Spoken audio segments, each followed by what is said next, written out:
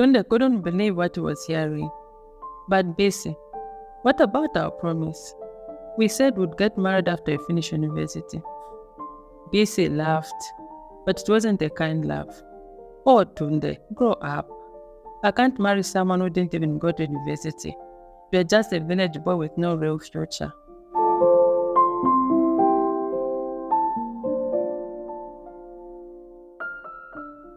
In a small village in Nigeria, there lived a boy named Tunde. He was in his late teens and lived with his mother, Amara, and his 3 younger siblings, Ada, who was 12, Chidi, who was 10, and little Eze, who was only 6. Tunde's father had died just a few months ago after a short illness, leaving the family struggling to make ends meet. Every day, Tunde would watch his mother work hard in their small farm, trying to grow enough food to feed the family, but it was never enough. Often, they would go to bed hungry, and Tunde could see the worry in his mother's eyes. One hot afternoon, as Tunde helped his mother in the farm, he made a big decision. "Mama," he said, wiping sweat from his forehead, "I want to go to the big city to find a job. I can send money back to help you and my brothers and sister." Amara stopped working and looked at her son with concern. "Tunde, the city is a dangerous place for a young boy like you. There are many bad people there. Are you sure about this?" Tunde nodded firmly. "Yes, Mama. I need to do this for our family. I can't watch you struggle alone anymore." That night, as they ate their small dinner of yams and vegetables, Amara told the other children about Tunde's plan. Ada and Chidi looked worried, but little Eze didn't really understand what was happening. "Will you bring us presents from the city, Tunde?" Eze asked with big eyes. Tunde laughed and ruffled his little brother's hair. "I'll try, Eze. But first, I need to find a job and make some money." The next morning, Tunde woke up early. He packed a small bag with his few clothes and a picture of his family. His mother gave him a little money she had saved and a package of food for the journey. As Tunde was about to leave, his siblings ran out to hug him. "Be careful, big brother," Ada said, trying not to cry. Chidi just hugged Tunde tightly, while Eze clung to his leg, not wanting to let go. Amara hugged her son last. "Remember everything we taught you, Tunde. Be honest, work hard, and always be respectful. And please, be safe." With a heavy heart but determined spirit, Tunde set off for the big city. The journey to the city took 2 whole days. Tunde had to walk a lot and take a crowded bus for part of the way. When he finally arrived in the city, he was amazed by all the tall buildings and busy streets. There were so many cars and people everywhere. But Tunde soon realized that finding a job wasn't as easy as he thought. For days, he walked from place to place, asking for work. Some people were kind and said sorry, but others were mean and told him to go away. At night, he slept on the streets, feeling cold, hungry, and very lonely. One day, after a week in the city, Tunde was walking down a street in a nice neighborhood when he saw a sign in front of a big house. It said, "Houseboy needed." Tunde's heart beat fast with hope. He smoothed his wrinkled clothes, took a deep breath, and knocked on the door. A kind-looking woman answered. She had a friendly smile and reminded Tunde of his mother. "Yes?" she asked. "Good morning, ma'am," Tunde said politely, remembering his mother's words about being respectful.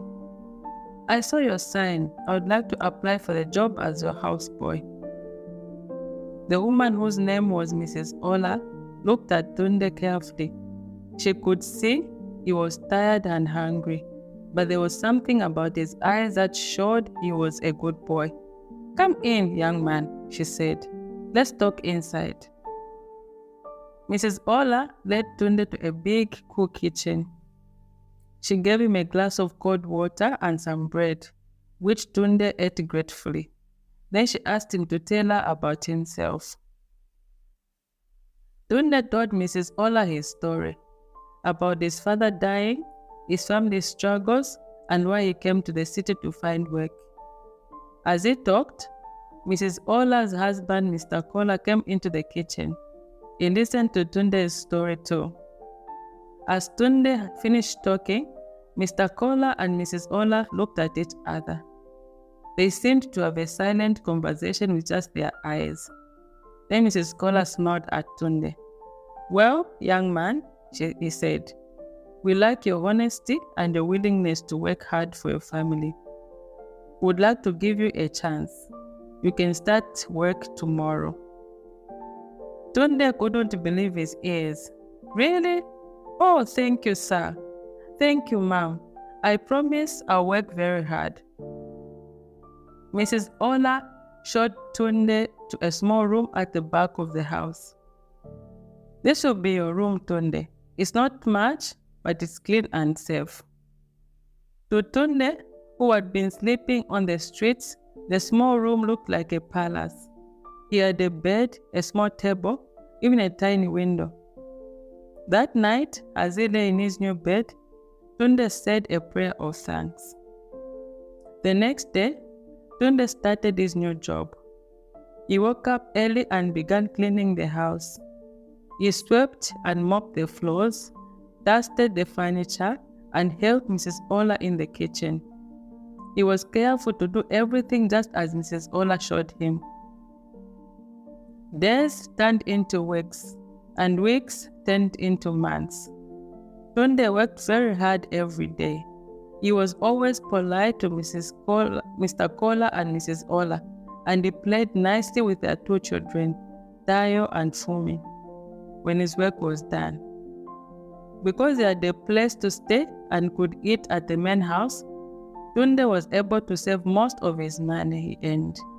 Every month, he would go to the post office and send some money to his mother in the village. He always included a letter telling his family how he was doing. Every 3 months, Tunde would take a few days off to visit his village. He was always excited to see his mother and siblings. Each time he visited, he bought small gifts: new shoes for Ada, a football for Chidi, and sweets for little Eze.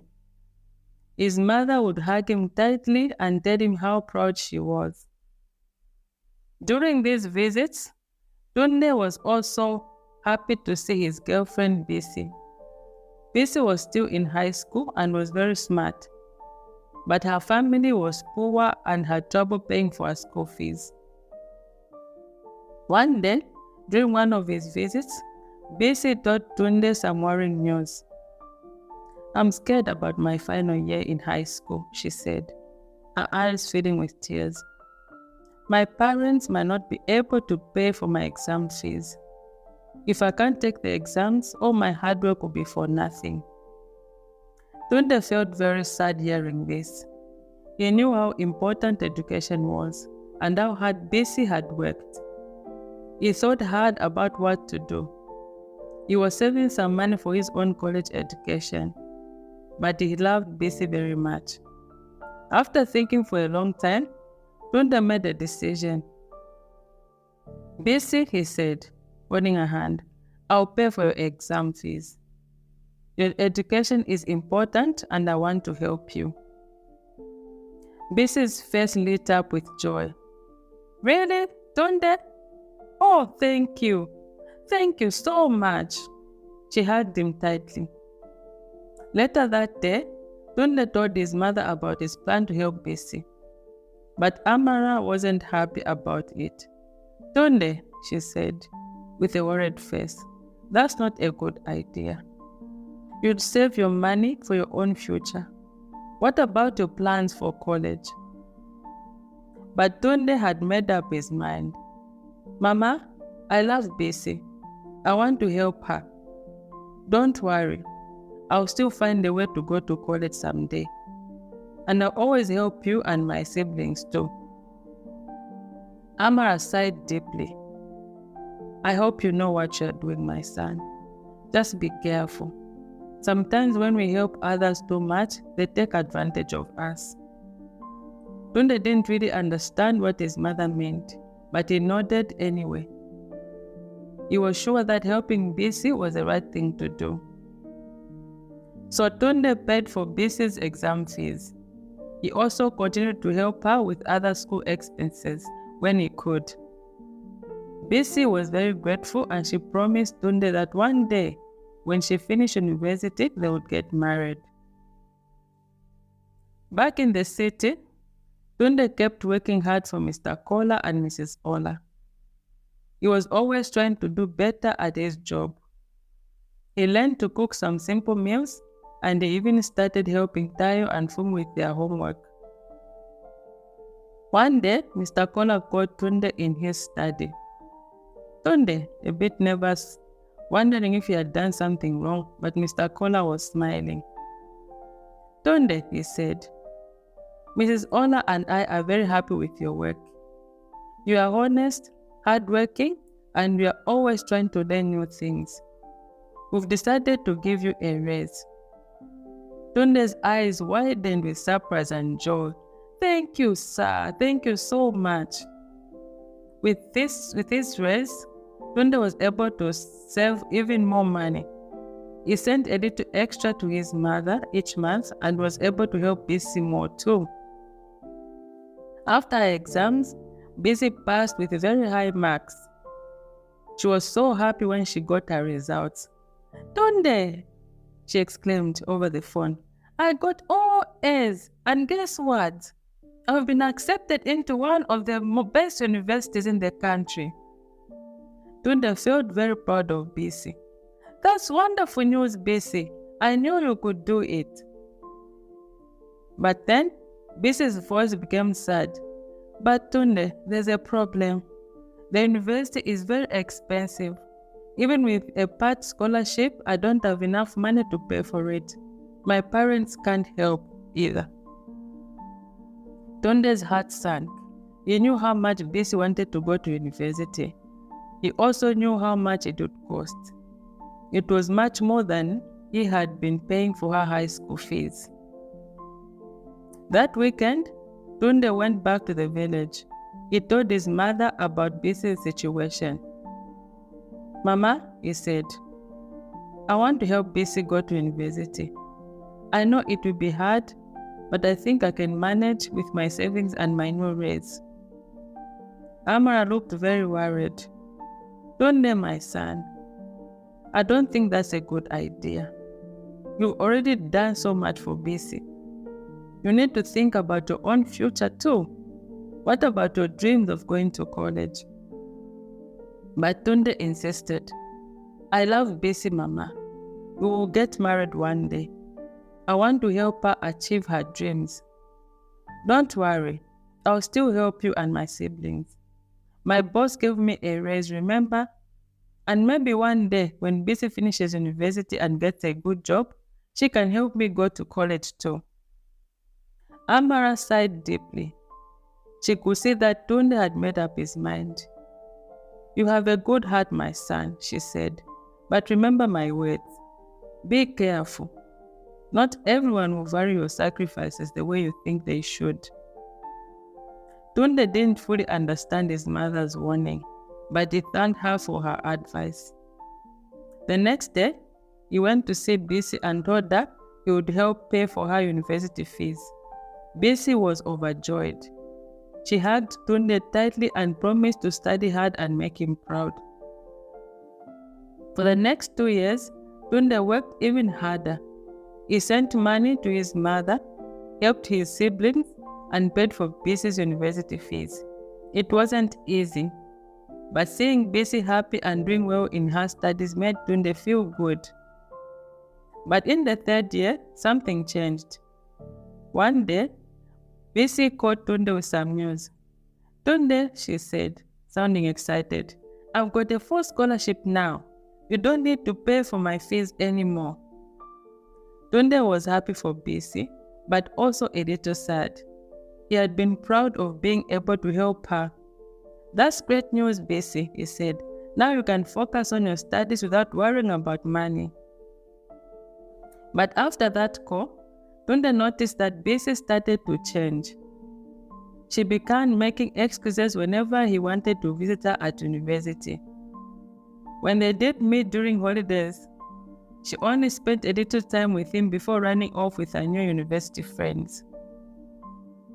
Tunde tried not to worry too much.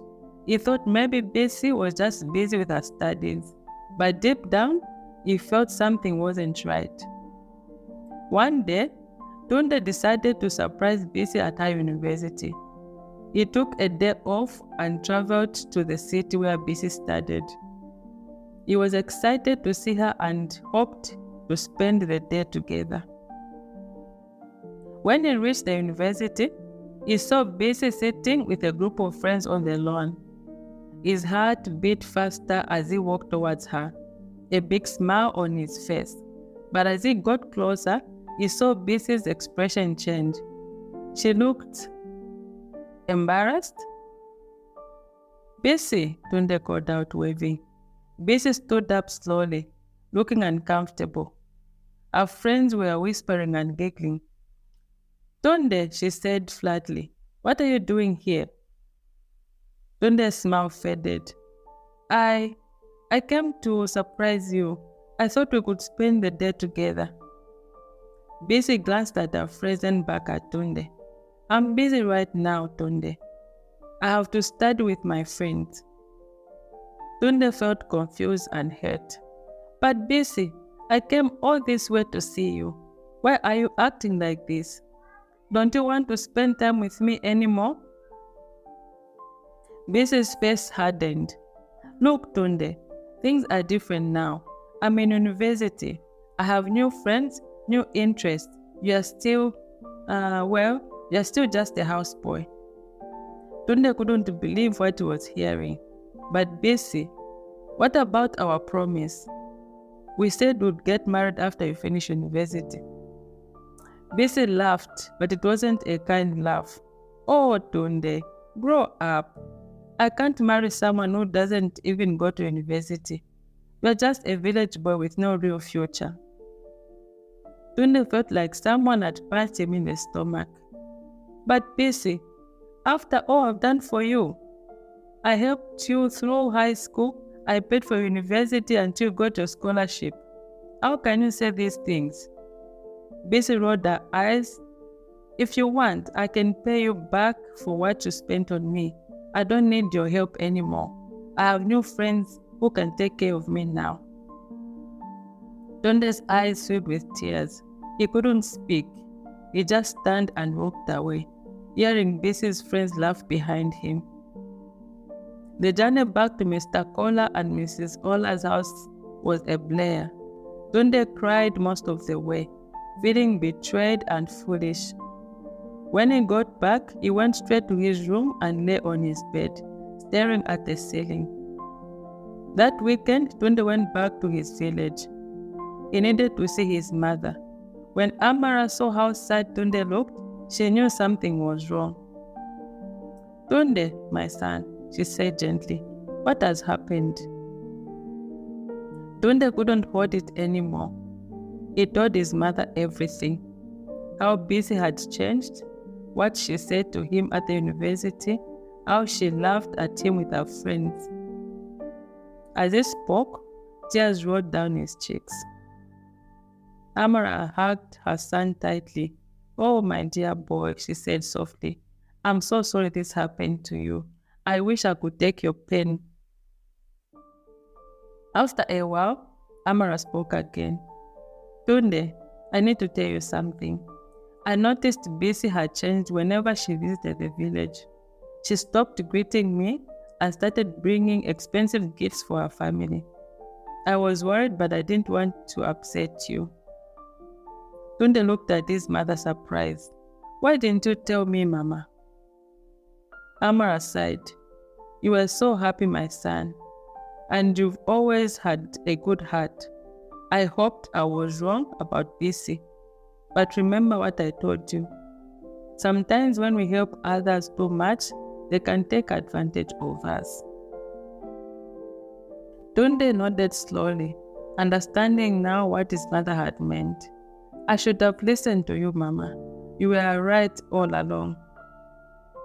The next morning, before going back to the city, Tunde decided to talk to Bisi's parents. He went to their house and found them in their small shop. Good morning, Tunde said politely. I need to talk to you. Good morning, Tunde, Bisi's father said, a bit uncomfortable. What can we do for you? Tunde took a deep breath. I want to know why your daughter has treated me this way. After all I've done to help her, why has she turned her back on me? Bisi's parents glanced at each other. Then her mother spoke. Tunde, we are grateful for all you've done for Bisi. But our daughter is an adult now. She can choose who she wants to be with. Their words made Tunde even sadder. He realized they knew about Bisi's behavior and didn't seem to care. With a heavy heart, he left their shop and headed back to the city. For the next few weeks, Tunde felt very sad, but he knew he had to keep working hard. Mr. Kola and Mrs. Ola had been so good to him, and he still needed to help his family. As time passed, Tunde started to feel a little better. He focused on his work and on learning new things. He spent a lot of time helping Tayo and Fumi with their homework. He discovered that he was very good at explaining things, especially math and science. One evening, as Tunde was helping Tayo with a difficult math problem, Mr. Kola walked into the room. He watched quietly as Tunde patiently explained the problem step by step until Tayo understood. After Tayo left to play, Mr. Kola called Tunde over. That was impressive, Tunde, he said.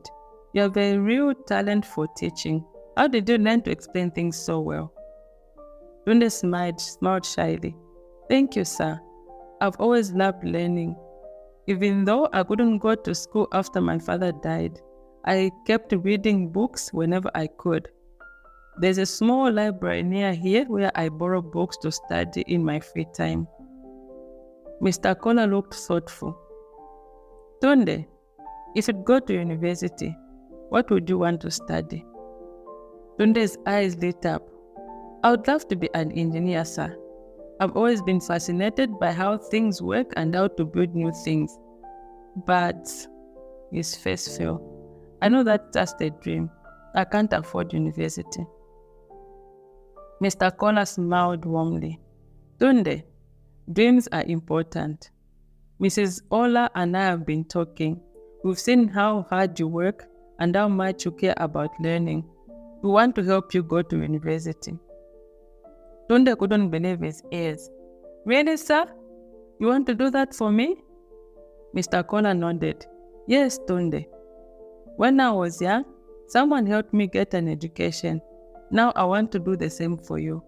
You've become like a son to us.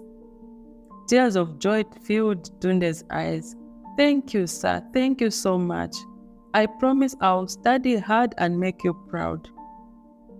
Over the next few months, Mr. Kola and Mrs. Ola helped Tunde prepare for university. They helped him study for entrance exams and fill out application forms. Tunde worked harder than ever, determined to do well. Finally, the day came when Tunde received his acceptance letter. He had been admitted to the same university where Tayo and Fumi studied. Tunde was overjoyed. He called his mother to share the good news, and Amara cried happy tears, proud of her son's achievement. As Tunde started university, he felt both excited and nervous. The classes were challenging, but Tunde loved learning new things every day. He made new friends, including a kind girl named Neka, who was also studying engineering. Neka and Tunde became good friends. She helped him when he struggled with difficult subjects, and he helped her too. Slowly, Tunde started to forget about Bisi and the pain she had caused him. Meanwhile, Bisi was having a hard time at her university. She had stopped paying attention to her studies, too busy trying to impress her rich new friends. One day, Tunde heard from a classmate that Bisi and some of her friends had been caught cheating on an important exam.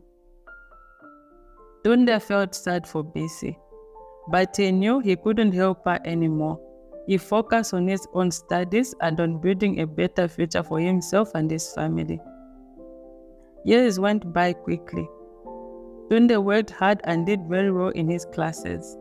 He spent his holidays helping his mother with a small business and teaching his younger siblings what he had learned. Finally, after 4 years of hard work, Tunde completed his degree in engineering. He was one of the top students in his class. Mr. Kola and Mrs. Ola attended this graduation ceremony, beaming with pride as if Tunde were their own son. A few weeks after graduation, Tunde received amazing news. A big oil company had offered him a job. They were impressed by his excellent grades and his practical experience from the projects he had done in university. The job came with a good salary, a big house, and even a car. Tunde could hardly believe how much his life had changed. He drove his new car to the village to see his family. Neka, who was now his girlfriend, came with him. When they reached the village, everyone came out to see Tunde's shiny new car. As they drove through the village, Tunde saw a familiar face. It was Bisi, working in her parents' small shop. She looked tired and unhappy. When she saw Tunde in his nice clothes and expensive car, her eyes widened with surprise. She looked even more shocked when she saw the beautiful Neka sitting next to Tunde. Tunde felt a moment of sadness for Bisi, remembering the dreams they once shared. But he knew he had made the right choices in life. He had worked hard, stayed honest, and never given up on his dreams. That evening, as Tunde was having dinner with his family, someone knocked on the door. It was Bisi and her mother. They had come to apologize for how Bisi had treated Tunde. "We are sorry, Tunde," Bisi said, looking at the ground. "I was foolish and ungrateful. Can you ever forgive me?" Tunde looked at Bisi and her mother. He remembered all the pain he had felt, but he also remembered what his mother had taught him about forgiveness. "I forgive you, Bisi," he said quietly. "I hope you find happiness in your life." Bisi's mother then explained that Bisi wanted to go back to university to finish her degree, but they didn't have money to pay for it. They were hoping Tunde might help. Tunde felt sorry for them, but he knew he couldn't go back to his old ways. "I'm sorry," he said quietly, "but I can't help you with that. I have my own family to take care of now, but I wish you well." After Bisi and her mother left, Tunde's mother hugged him. "I'm proud of you, my son," she said. "You've grown into a wise and kind man." A few months later, Tunde and Neka got married. They had a big, joyful wedding in the village. Mr. Kola and Mrs. Ola were the guests of honor, and the whole village celebrated for days. There was plenty of good food, music, and dancing. As Tunde and Neka drove away to start their new life together, Tunde thought about his journey. He had faced many challenges and made some mistakes, but he had never given up. He had worked hard, been kind to others, and stayed true to his values. Now he had a good job, a loving wife, and a bright future ahead.